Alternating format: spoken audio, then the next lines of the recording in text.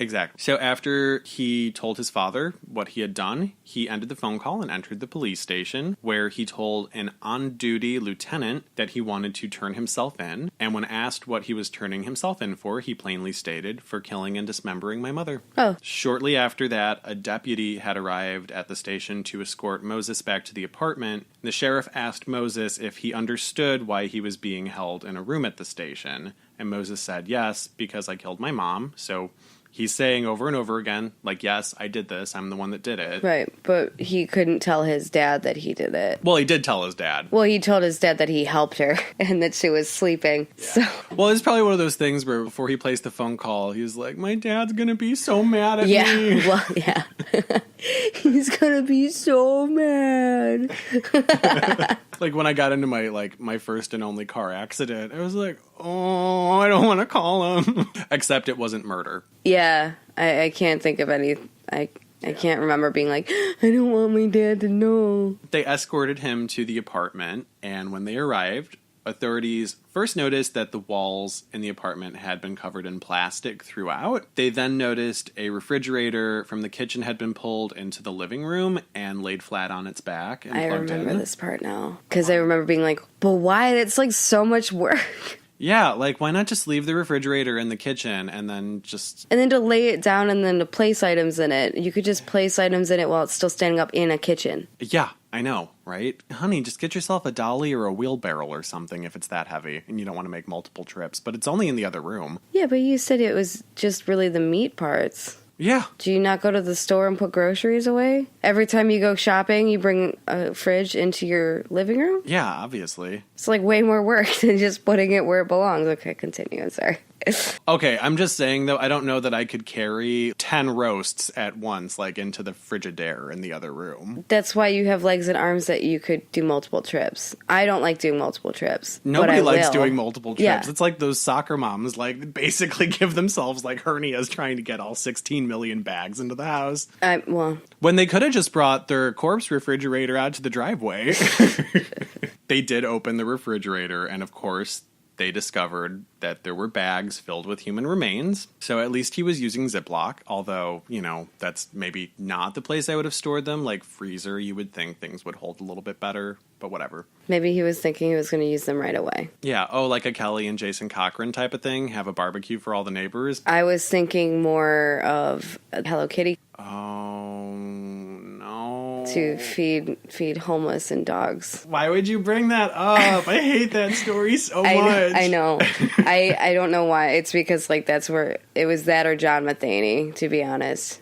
John Matheny... We do a lot of cannibal stuff, though. Didn't ruin me as much as Hello Kitty. Now I'm having flashbacks, thanks. They also went into the bathroom and searched that, where they found that the shower still had blood, pieces of flesh, and bone fragments inside of it. Oh, good. Uh-huh. They found drawings on the walls throughout parts of the apartment with symbols that are allegedly associated with satanic worship. Okay, but also doesn't make you a murderer. Exactly. And I don't know what the symbols are because I couldn't find pictures of them. So clearly, like I said in my trigger warning, I'm not passing judgment on Satanists. It's just what I read. Police also uncovered a backpack with the skull of Amelia Espinoza inside of it. And the skull had apparently gotten some extra attention. Okay. Was this the backpack that he had in the car with Liliana? Or was it another go pack where he would return later and acquire the skull? I don't think he had it in the car with him and Liliana, because if he did, he would have brought it into the police station and they would have had it right then and there. Yeah, okay. So I'm pretty sure they uncovered it when they were at the apartment. But the skull apparently had all of the teeth pulled from the sockets. Why? The eyes had been removed, and 2 upside-down crosses had been carved into the forehead. Oh, so it still has flesh on it? No, the flesh is gone. Oh, so he's carved it into the actual bone. He's carved it into the bone. Wow. That sucks. Yeah, I mean, it's a little aggressive. A little, yeah, sure. Only a little bit. You're at a 10. We need you at about a 6. Get in the threshold, honey. Some other things that were taken from the apartment to be used as evidence were items such as a DVD copy of the film Saw 2. Okay, but why though? He was like, I need an instruction manual. This works. This is real life. I mean, I guess it was, and I'm just trying to put my mind into someone who would do that, the position of the authorities, thinking, okay, well, he dismembered somebody. The movie is called Saw, and it's pretty gory. Yeah. Maybe it's pertinent. Let's take it anyway. Yeah. They also took a satanic Bible and a laptop computer. A forensic examination of the computer was done afterwards, and what was mostly found on it that was kind of incriminating were lyrics that had been saved to songs that Moses liked. Some of those songs are reported to have been, quote, "Dismember, skin her alive, and harlots of Satan." Okay. But songs shouldn't be...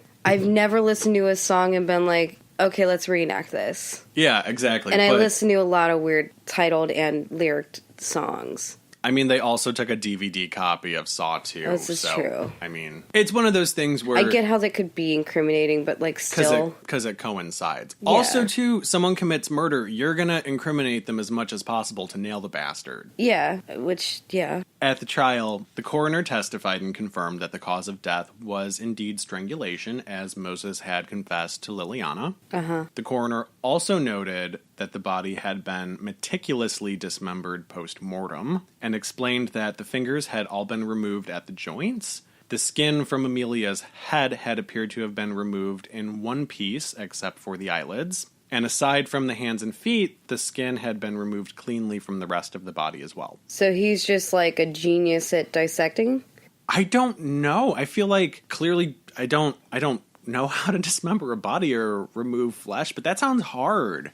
I mean, it kind of depends on the knives you have, but if you're just in a kitchen... With, like, electrical tools and stuff. Yeah, but to skin people, it's like, I'm not a serial killer, I promise. Which I would assume serial killers say a lot. I'm incriminating myself. Fuck. I'd probably know by now if you were a serial killer. Yeah, maybe. But you have to know that for your job, because you do horror stuff and you make props. Yeah. Paring knives, by the way, are my favorite knife in the whole wide world because they're tiny and they can fit in my little boy hands, and they're easy to make little shapes with. Mm-hmm. In harder, fleshy type things. But there's like fillet knives, like paring knives that are intended to be like quick and dexterous to be able to skin and dislodge the tendinous tissue so like from your silver muscles. skin and sinew and everything. Yeah, this conversation's getting weird. Okay. I'm not trying to make a how-to manual either.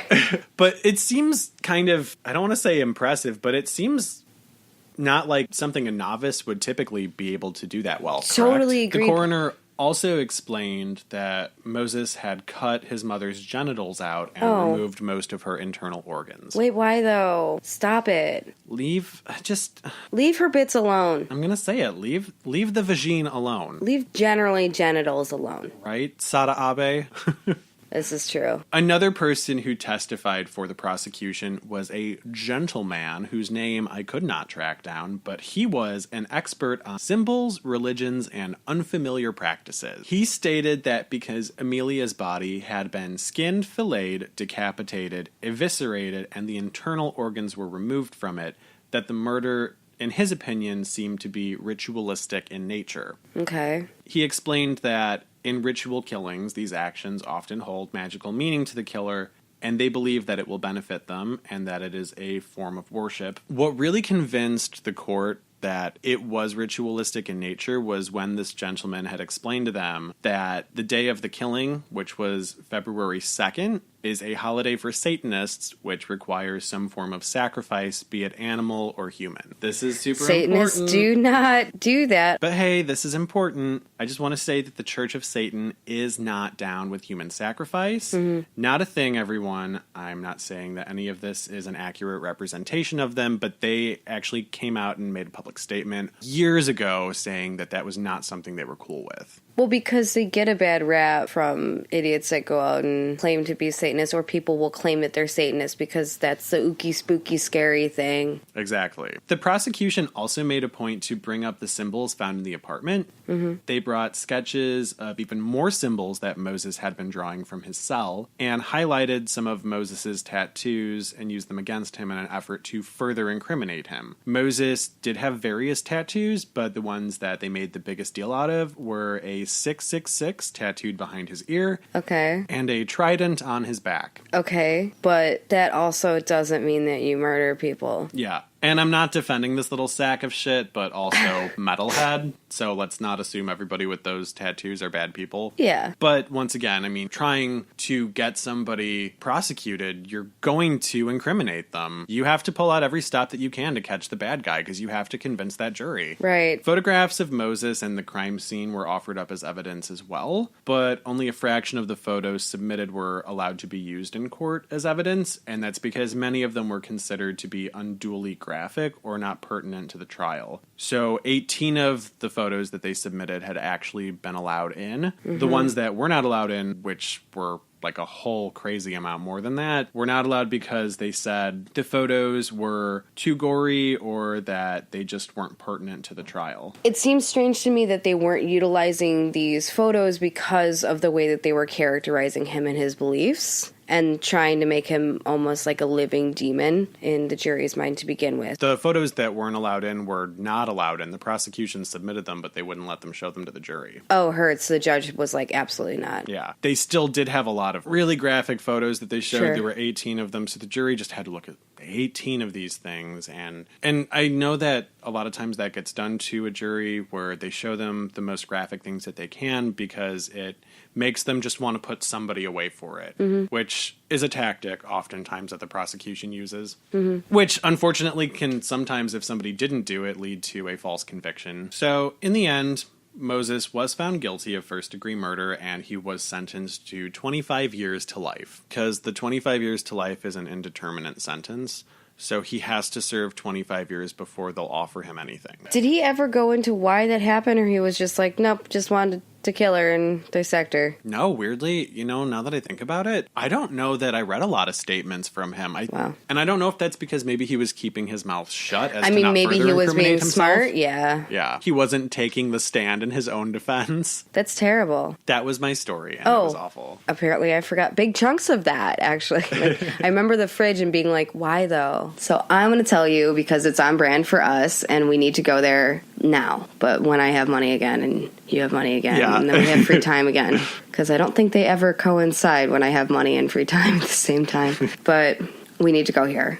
Okay. It's weird, too, because last night one of the guys was saying that he's related to, I can't remember her name offhand at the moment, but I was like, oh, no kidding. It's one of the witches that was from Salem. We were like, oh, how fun. How fun that you found that out. But then somebody else that he's related to, he's like, well, we're going to go to Salem. And then his friend was like, hey, why would you go to Salem for a vacation? I would go to Salem not only for vacation, but to live there. Yeah, but they started talking about that, and I was like, well, you have to go to Boston and go to Porter's and have a Porter's Porter because it's everything that matters. Because I love that porter. But we were talking about that a little bit, and then he was like, if you want to go someplace spooky, why wouldn't you go to Savannah, Georgia? Oh, I've heard that. And I was like, oh yeah, man, Savannah is like crazy haunted, because it is. Yeah. And he's like, I've heard it's more haunted than New Orleans. I was like, you are not wrong, because of all of the horrifying things that happened, not only the wars, but also the mistreatment of slaves. Just really unfortunate. Everything down there is like crazy haunted. Yeah, I've always heard that. Yeah, it's like, which, I mean, it does go back and forth, but what I've read about Savannah, period, is that everything is haunted. Everything's kind of haunted in New Orleans. That's why I like that when they put up the signs on the apartment listings, and they're like, not haunted, though. Not haunted. It always makes me laugh, and I always end up taking like 10 pictures of them because it makes me feel really funny, like in my insides. But hilariously, on accident, because I was like, yeah, there's a bunch of things in Savannah that are, and I was like listing them all off, but I had forgotten that my story from back in the murder hotel was also set in Savannah, Georgia. So I'm going to talk to you about the Moon River Brewery. Cool. Yeah. I'm already on board with that. Yeah. So we did talk about it like 2 seconds ago about Savannah's general history. It was a complete hotspot and host to a wealth of trauma, including a great fire that happened, because of course it's me, in 1820. Many of the buildings were turned to ash. The city hotel had taken the place of a storage building on Bay Street. In 1821, Eleazar Early had built the luxury hotel, complete with the first post office in town, a bar, and a bank. It was a big deal at the time, clearly. Yeah. During its run, the hotel, although extravagant, was prone to a lot of violence. In one case, James Stark, who was a gambler, was shot and killed either on the staircase or the kitchen. They're completely different reports on either of the two. One said he was running up the staircase or down the staircase, and then he had gotten shot because he, I guess, stacked a hand against another gambler. Oh. But then the other one was that he was in the kitchen getting some booze and had been trying, I guess, to hide from this other gambler who he had taken all of his money, and then he had shot him in the kitchen. But I don't know. I wasn't there. It's in